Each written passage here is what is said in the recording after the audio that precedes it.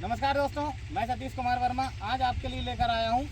Field में tractor से जब हम लोग चलाते हैं ट्रैक्टर को, तो ट्रैक्टर से डीजल की सेविंग कैसी की जाती है। तो डीजल सेविंग करने के बहुत सारे तरीके होते हैं, मैं आपको कुछ बताता हूँ। फील्ड का मैं आपको बताता हूँ। सबसे पहले आप जब आप फील्ड में ट्रैक्टर चलाते हैं तो आपको सबसे पहला विशेष ध्यान रखना है कि आप जो ट्रैक्टर चला रहे हैं और जो आपका इम्प्लीमेंट लगा हुआ है, पीछे की तरफ हम लोग देखें तो मैचिंग का इम्प्लीमेंट होना चाहिए। ट्रैक्टर छोटा नहीं होना चाहिए, इम्प्लीमेंट बड़ा नहीं होना चाहिए, या ट्रैक्टर बड़ा नहीं होना चाहिए, इम्प्लीमेंट छोटा नहीं होना चाहिए। तो सबसे पहला हो गया हमारा कारण फील्ड में कि हमें क्या करना है, मैचिंग का इम्प्लीमेंट चलाना है।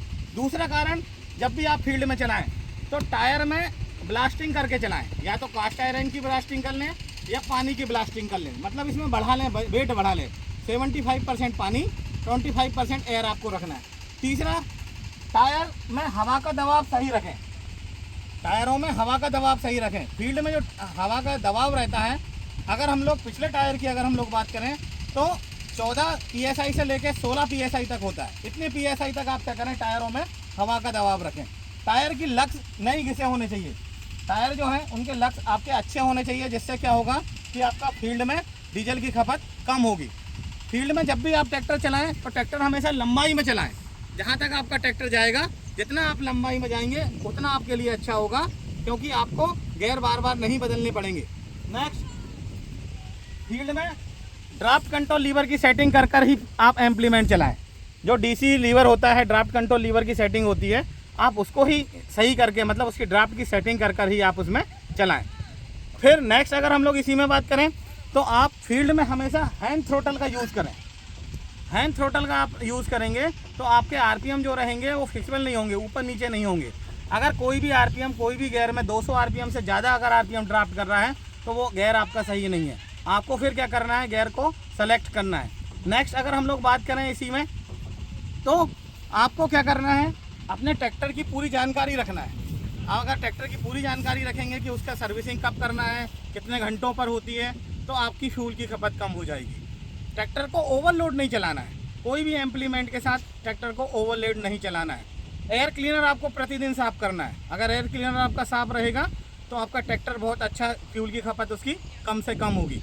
अगर इंजन आपका धुआं देता है, ब्लैक स्मोक देता है, हार्ड स्मोक ब्लॉक देता है, तो आपका या तो ट्रैक्टर ओवरलोड है, तो उसको देखना है कि ओवरलोड नहीं रखना है। और अगर फ्यूल में धुआं, साइलेंसर से धुआं अगर कंटिन्यू दे रहा है तो आपको फ्यूल पंप, इंजेक्टर आपको साफ दिखवाने पड़ेंगे, प्रेशर चेक कराने पड़ेंगे।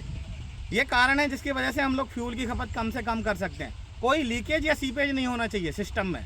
फ्यूल सप्लाई सिस्टम में कोई भी लीकेज या सीपेज नहीं होना चाहिए।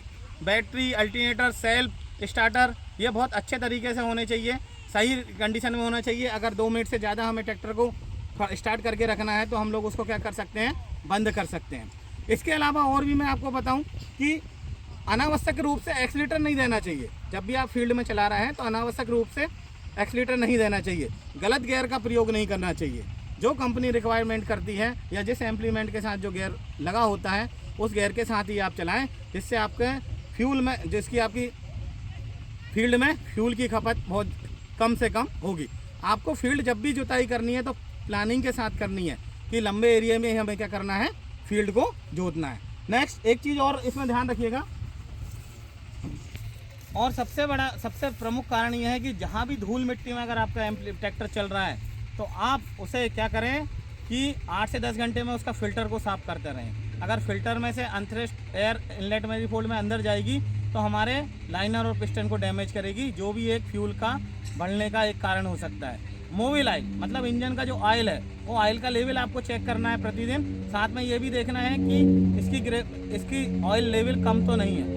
इतनी चीज़ें आप लोग ध्यान में रखकर आपके फ्यूल की खपत कम से कम कर सकते हैं। ठीक है दोस्तों, मेरे द्वारा दी गई जानकारी आपको कैसी लगी कृपया कमेंट्स बॉक्स में लिखकर बताएं। जय हिंद, जय भारत, जय श्री राम।